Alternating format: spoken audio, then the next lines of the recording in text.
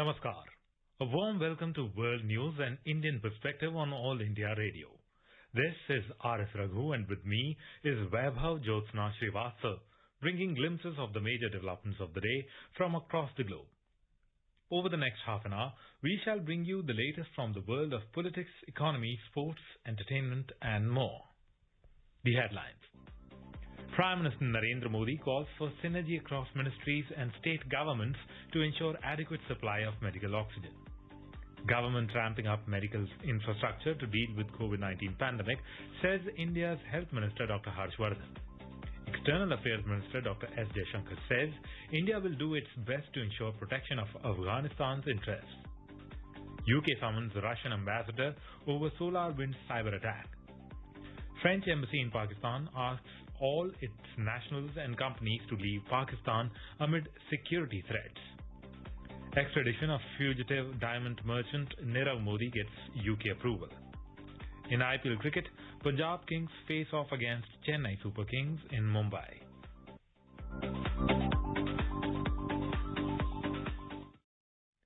As the number of COVID cases are on the rise again, we appeal to our listeners not to lower the guard, follow all the precautions and all those above 45 years to get vaccinated without any hesitation. Stay safe and protected by following these 3 simple steps. Wear a face mask, maintain 2 gaz ki doori for social distancing, and focus on hand and face hygiene. And now the news in detail. Prime Minister Narendra Modi on Friday took a comprehensive review to ensure adequate supply of medical oxygen in the country. Mr. Modi has asserted that it is important to ensure synergy across ministries and state governments to maintain the adequate supply of oxygen. He has directed to increase production of medical oxygen to fulfill the growing demands. The Prime Minister took a detailed review of present situation of medical oxygen supply and its estimated demands in the 12 states which are witnessing rapid rise in the coronavirus cases. An overview of district-level situation in these states was presented to him. He was informed that the centre and states are in regular touch and estimates for projected demand have been shared with the states. He was informed that 4,880 metric tons of medical oxygen have been allocated to these 12 high-burden states for meeting their projected demands as on 20th of April of this month. Additionally, 5,619 metric tons of medical oxygen have been allocated for the projected demand as on 25th April and 6,593 metric tons for the estimated demand as on 30th April of this month. The Prime Minister was informed that the surplus stocks of oxygen available with steel plants are being offered from medical use. Mr. Modi suggested the officials to ensure seamless and free movement of tankers carrying oxygen throughout the country. The government is allowing industrial cylinders to be used for medical oxygen after due purging.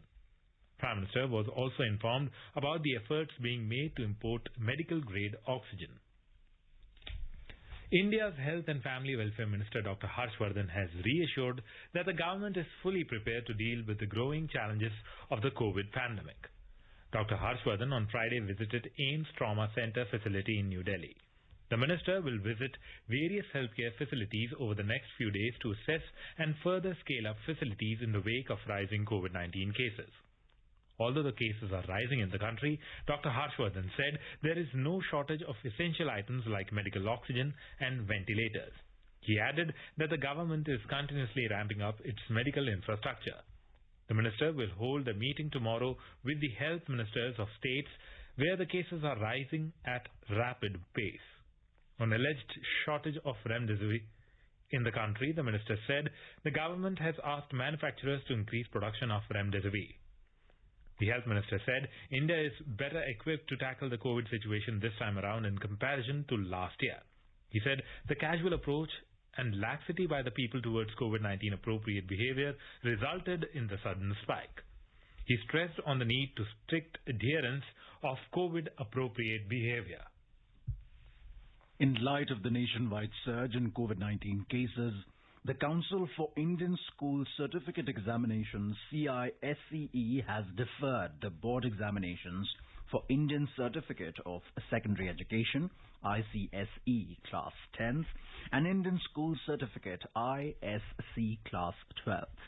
The board has informed that the final decision on new dates of examination will be taken by the first week of June this year. The board has informed that while the Class 12th examination will be conducted at a later date, the candidates for the ICSE Class 10th examination have been given an option to either choose not to take the examination at all or write the examination at a later date.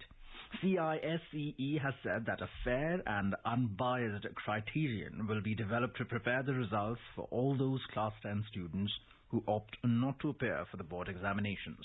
Earlier, CBSE had cancelled its board examinations for Class 10th this year, while it postponed the examinations for Class 12th. Indian ambassador to Russia, Bala Venkatesh Verma, has said that the first batch of Russia's COVID-19 vaccine Sputnik V will be delivered to India in April. Venkatesh said that the volume of vaccine production in India will be gradually increasing and may exceed 50 million doses per month. Russian Deputy Envoy to India Roman Babushkin had on Wednesday said that Sputnik vaccine emergency use approval by India will open up a new dimension in the special partnership between India and Russia. Russia's Sputnik V got approval from the Subject Expert Committee, SEC, for Emergency Use Authorization, EUA, making it the third COVID-19 vaccine to get clearance in India. India has become the 60th country to authorize the use of the Russian Sputnik V vaccine against coronavirus. The vaccine is now approved in countries with a total population of 3 billion, or 40% of the world's population. Serum Institute of India has requested United States to lift ban on export of raw material required for production of Covishield. In a tweet, Serum's Chief Executive Officer Adar Poonawalla tagged US President Joe Biden and requested to lift the embargo on raw material export out of United States. Covishield is the largest used vaccine against COVID-19 in India. Besides this, it is exported to various countries under Vaccine Maitri initiative. Meanwhile, the government of India has asserted that the current production capacity of indigenously developed Covaxin vaccine will be doubled by May-June this year and then increase nearly 6 to 7-fold by July-August this year. The production is being increased from 1 crore vaccine doses this month to 6 to 7 crore vaccine doses in July-August this year. It is expected to reach nearly 10 crore doses per month by September this year. Under Atmanirbhar Bharat 3.0 mission, COVID Suraksha was announced by the Centre to accelerate the development and production of indigenous COVID vaccines. In terms of vaccination, over 11 crore 72 lakh 23,000 doses of COVID vaccine have been administered to the beneficiaries in India so far. The Union Health Ministry has said 2 lakh 17,353 new cases have been reported in the country in the past 24 hours, taking the cumulative positive cases to over 1 crore 42 lakh. 1,185 deaths have also been reported, taking the total to 1 lakh 74,308 across the country so far. The country's COVID-19 recovery rate has declined to 87.80%. Bangladesh reported a record 101 deaths due to COVID-19 infection in the country on Friday, even as it entered the third day of the nationwide 8-day lockdown that started on April the 14th. According to the latest figures released by the Directorate General of Health Services, DGHS, on Friday, the number of fresh cases of COVID-19 infection reported a decline with 4,417 cases, taking the total number of people infected to over 7.11 lakh. The death toll stands at 10,182. The positivity rate in the samples tested for COVID remained high at over 23%. On day 3 of the hard lockdown in the country, most of the roads and markets in Dhaka were empty on Friday. Police were checking the movement of vehicles and people to enforce the lockdown in the capital city.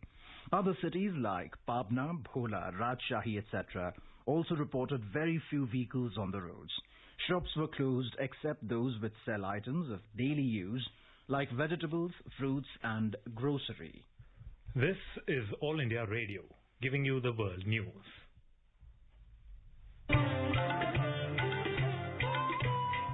3 steps to stay protected and stay safe from COVID-19. Wear face mask, 2 gaz ki duri to maintain social distancing, maintain hand and face hygiene.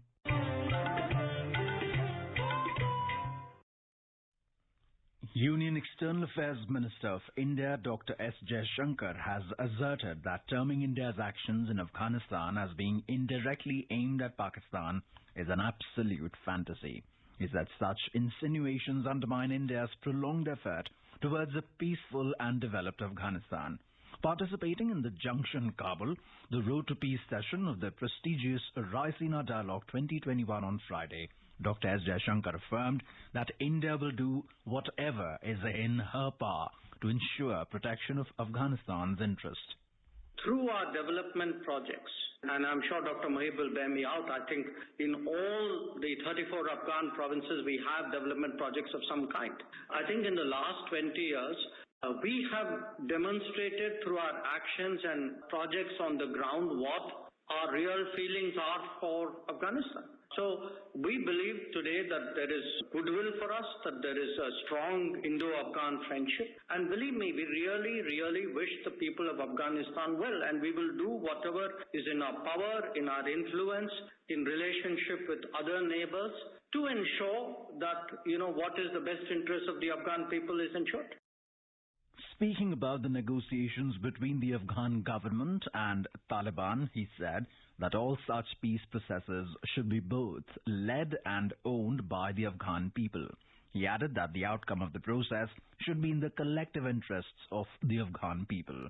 The minister said that Afghanistan needs double peace, both within and around the country, and its neighbors must contribute towards this. The real issues today is what would be a fair outcome which will create durable peace. To create durable peace, it has to have a buy-in of everybody. It cannot be the wishes of the most forceful set of people in that society. That's not how durable understandings are reached and maintained. Afghanistan needs a double peace. It needs a peace within, it needs a peace around. The neighbors also need to lay off Afghanistan and let the Afghan people do what is in their best interest. He asserted that the country has made significant progress since 2001, and the fact that all faiths, ethnicities, minorities, women and children are given space in today's Afghanistan exemplifies this progression. Participating in this session, National Security Advisor for Afghanistan, Hamdullah Mohib, said that the new plan of the U.S. government to withdraw its forces from Afghanistan by this September is a great opportunity for the Afghans to take control of the security situation in the country. Javad Zarif, Iran's foreign minister, who also attended the joint session, said that every country needs to put aside their differences and focus on commonalities. Meanwhile, U.S. Secretary of State Antony Blinken met with Afghanistan President Ashraf Ghani on Thursday in Kabul to affirm the United States' continued commitment to Afghanistan. In a statement, Secretary Blinken made clear that the United States stands with Afghanistan and its people in support of a peaceful and prosperous future. Secretary Blinken and President Ghani discussed our shared investment in Afghanistan and the importance of preserving the gains of the last 20 years, especially in building a strong civil society and protecting the rights of women and girls. They also discussed counter-terrorism cooperation and our shared commitment to ensure Al-Qaeda never regains a foothold in Afghanistan. U.S. President Joe Biden on Wednesday said that the U.S. troops will be withdrawn from Afghanistan starting May the 1st to end America's longest war, rejecting calls for them to stay to ensure a peaceful resolution to that nation's grinding internal conflict. Foreign troops under NATO command will also withdraw from Afghanistan in coordination with the U.S. pullout. NATO allies have agreed. The withdrawal of foreign troops will be completed by the 11th of September 2021. The Minister of Foreign Affairs of Maldives, Abdullah Shahid, met External Affairs Minister Dr. S. Jaishankar on Friday. The minister is on the second day of his two-day visit to India. During the meeting, both the foreign ministers discussed bilateral, regional and international issues of mutual interest. Maldivian Foreign Minister Mr. Shahid also participated in the Raisina dialogue yesterday in its virtual sessions on financing for sun and global public health after the pandemic. While hailing India's effort to provide vaccines to the world, he said that India is an example of how multilateralism and the idea of a global village should function. Hong Kong pro-democracy media tycoon Jimmy Lai has been sentenced to 14 months in prison after being found guilty of unauthorized assembly. He was one of several activists in the court who were earlier found guilty of charges relating to large pro-democracy demonstrations in 2019. The 73-year-old founder of Apple Daily is a fierce critique of Beijing. The verdict comes as the Beijing increases its crackdown on Hong Kong's rights and freedoms. Several other activists were sentenced on Friday for participating in two demonstrations earlier in August 2019. The law implemented in Hong Kong by China last year criminalizes secession and subversion. Earlier this month, Beijing overhauled the territory's electoral rules to ensure more loyalty to the mainland.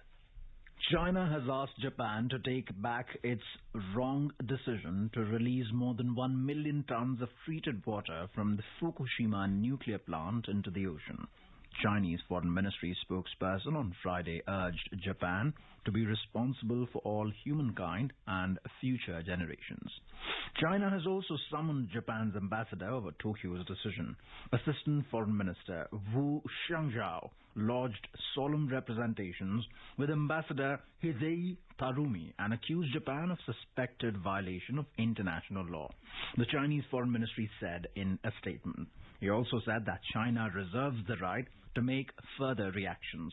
The Japanese government insists the release from the tsunami-hit plant, which has stored the large volume of water for years, is safe because it has been processed to remove all the radioactive elements and will be diluted. China criticized Tokyo's decision as extremely irresponsible on Tuesday, complaining the plan would damage public health. Around 1.25 million tons of water have accumulated in tanks at the nuclear plant, which was crippled after going into meltdown following a tsunami in 2011. Japan's Prime Minister Yoshihide Suga said that disposing of the water was an inevitable task in the decades-long process of decommissioning the nuclear plant. The International Atomic Energy Agency, IAEA, has endorsed the release, which it says is like the disposal of wastewater at nuclear plants elsewhere in the world. Relations between Japan and China have faltered in recent times over Senkaku Islands and larger geopolitical situation in the region. The Foreign Office of the UK has summoned the Russian ambassador over the SolarWinds cyber attack. In a statement, the UK government has expressed deep concern at what it called a pattern of malign activity, including cyber intrusions, interference in democratic processes, and the buildup of military forces near the Ukrainian border and in illegally annexed Crimea. The SolarWinds attacks refer to the breached software made by SolarWinds Corp, giving hackers access to thousands of companies and government offices that used its products. Microsoft's president Brad Smith reportedly described the attack as the largest and most sophisticated such attack the world has ever seen. United Kingdom's Home Ministry has granted approval for the extradition of fugitive diamond merchant Narendra Modi. CBI officials confirmed the development on Friday.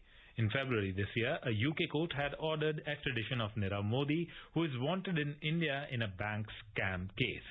The court had said that Narendra Modi has conspired to destroy evidence and has a case to answer for in India. It had accepted the contention of India to extradite Narendra Modi, saying the evidence against him is prima facie sufficient to order his extradition to face the charges. After the United States restricted trade with 7 Chinese supercomputing centers, Taiwan's semiconductor manufacturing company TSMC has suspended new orders from Phytium Information Technology Company, one of the Chinese organizations that was put on the U.S. entity list last week. TSMC will complete orders placed before the U.S. Commerce Department's Bureau of Industry and Security added the entities to the trade blacklist on national security grounds. Last week, the U.S. restricted trade with top Chinese supercomputing centers as these capabilities can be used for the development of modern weapons and national security systems. The 7 centers were put on the U.S. government's entity list, which means they require special permission for exports and imports from the United States. This comes amid rising tensions between the two countries over issues including human rights violations, trades, and China's military aggression. French embassy in Pakistan has asked all its nationals and companies to leave Pakistan amid security threats. In an email to the French citizens, the embassy said, due to serious threats to French interests in Pakistan, French nationals and companies are advised to temporarily leave the country. It said the departures will be carried out by existing commercial airlines. Anti-French sentiment has been simmering for months in Pakistan since the government of President Emmanuel Macron expressed support for a magazine's right to republish cartoons depicting the Prophet Muhammad, deemed blasphemous by many Muslims. On Wednesday, Pakistani government moved to ban an extremist political party whose leader had called for the expulsion of the French ambassador. Saad Rizvi, leader of Tehreek-e-Labbaik Pakistan (TLP), was detained hours after making his demands, bringing thousands of his supporters to the streets in cities across Pakistan. 2 police officers died in the clashes, which saw water cannon, tear gas, and rubber bullets used to hold back the crowds. The TLP are notorious for holding days-long violent road protests over blasphemy issues, causing major disruptions in Pakistan. This is All India Radio, giving you the world news. In view of the prevailing COVID-19 situation, the Government of India has decided to close all the centrally protected monuments, sites and museums under Archaeological Survey of India with immediate effect. They will be closed till 15th of May. Union Minister of Culture Prahalad Patel informed about this through the tweet. A national-level climate vulnerability assessment report will be released on Saturday. The report is titled Climate Vulnerability Assessment for Adaptation Planning in India Using a Common Framework. It identifies the most vulnerable states and districts in India with respect to the current climate risk and key drivers of vulnerability. This will help policymakers in initiating appropriate climate actions. It will also benefit climate-vulnerable communities across India through development of better designed climate change adaptation projects. The Sensex and the Nifty today closed with modest gains. The domestic stocks rose amid the gains in global equity markets as investors' sentiment boosted after the many big companies worldwide posted good profit for the quarter ended last month. The rupee also witnessed a robust appreciation of 57 paise against the US currency. We have a report from the business world. The Sensex added 28 points, a 0.06% to finish at 48,832. Nifty also climbed 36 points, a 0.25% to settle at 14,618. In the Sensex pack, shares of 19 companies climbed while 11 logged losses, while in sectoral indices, 14 out of 19 sectors ended with gains. In global equity markets, Asian stocks rose as investors took cues from better than expected American and Chinese economic data. China's Shanghai Composite Index gained 0.8% and Hong Kong's Hang Seng surged 0.6%. Singapore's Straits Times Index climbed 0.5%, while South Korea's Kospi and Japan's Nikkei 225 both added 0.1%. European shares were also up in intraday trade. Oil prices edged up to fresh 4-week highs amid higher demand forecasts from the International Energy Agency and OPEC. In intraday trade, Brent crude prices were trading around $67.20 per barrel. Back home at the Multi-Commodity Exchange, gold prices climbed in sync with the prices gains in international bullion markets. At the Multi-Commodity Exchange, gold was trading 215 rupees up at 47,255 rupees per 10 grams. Silver prices also rose 250 rupees to trade at 68,790 rupees per kilogram. And in the foreign exchange market, the rupee strengthened by 57 paise to close at 76 rupees and 36 paise against the US dollar. Arjun Chaudhary for World News, All India Radio. Moving on to sports. In the Asian Wrestling Championship in Almaty, Sarita Moore stamped her authority by winning the gold in women's 59 kg title.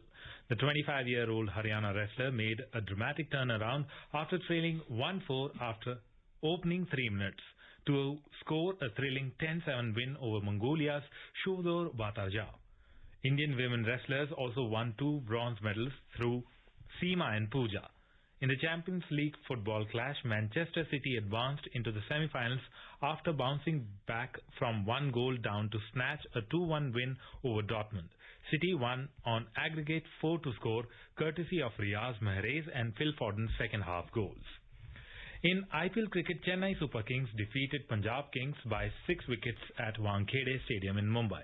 Put into bat first, Punjab posted 106 runs for the loss of 8 wickets in the 20 overs with the help of Shah Rukh Khan's 47 of 36 balls.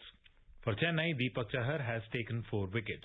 In reply, Chennai Super Kings chased down the target in just 15.4 for the loss of 4 wickets.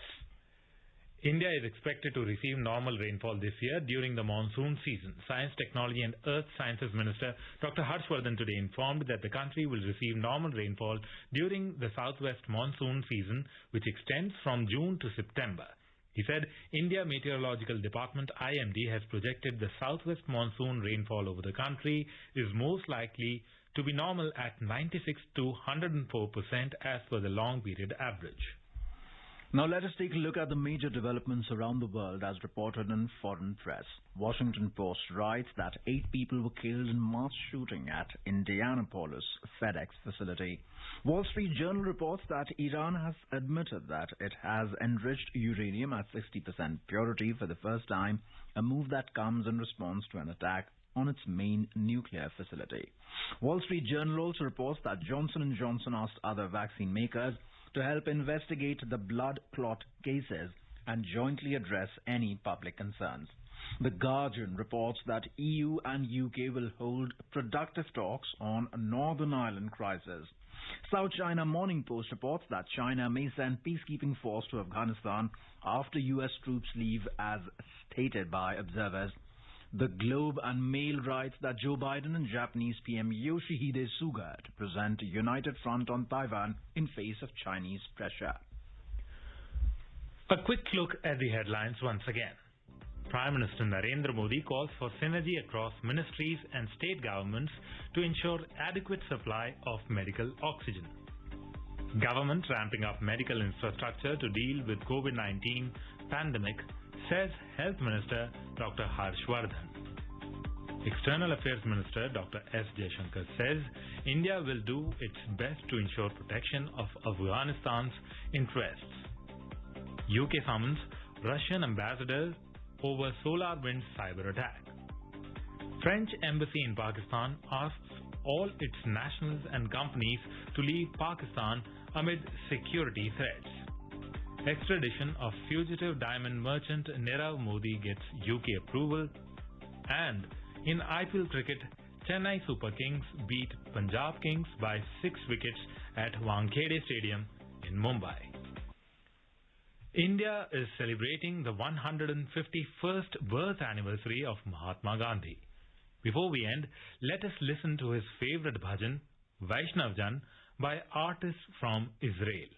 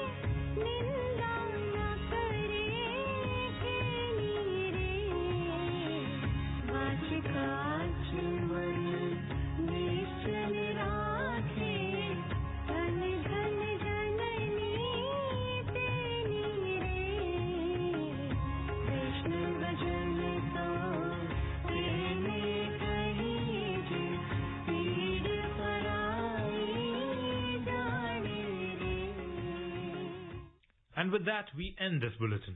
We'll be back at the same time tomorrow with the next edition of World News.